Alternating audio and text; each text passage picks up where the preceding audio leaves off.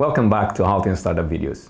Today we'll cover a topic that most likely is in every startup mind: how to get funding. Pasi, what are the things that a startup needs to consider when they are going to get their initial funding? Well, the first thing you need to consider is that you will need a lot more money than just the product development.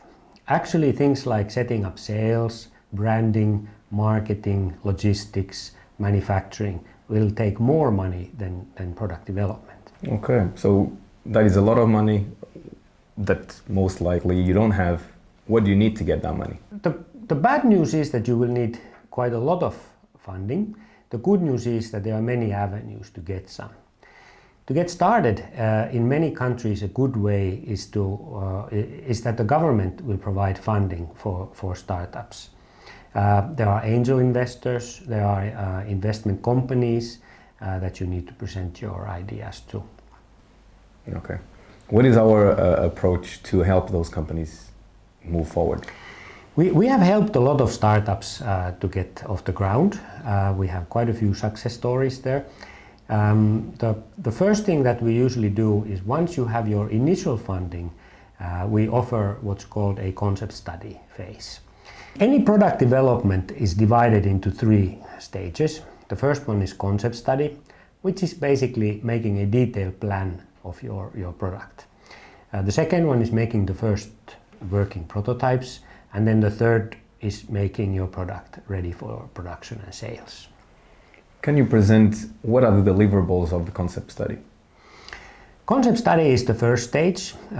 In Finland we have a saying that well planned is half done, and that's basically what a concept study answers to. So it will determine that what are the main components that are going to be needed, what is your product size going to be, what are the materials that it's made out of, what is it going to look like, and then very importantly, how much is your product going to cost, and what is the total development cost of your product going to be. And usually how much does this concept study cost to the entrepreneur? It is in the order of tens of thousands of euros and usually takes about 4 to 8 weeks. It is important to understand that this is a part that anyway needs to be done, so it's not an extra stage. Okay, so you need to go through this phase before you can go to the next. Yes. And the next was prototypes. Yes. What does that help the company on moving forward? How is that beneficial for the funding and for the project itself?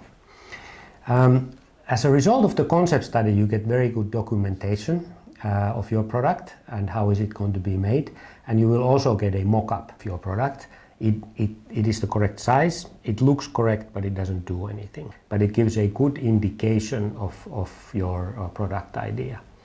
With that documentation, with the mock-up, when you go talk to potential investors, it is usually a much easier sell than just with only the idea.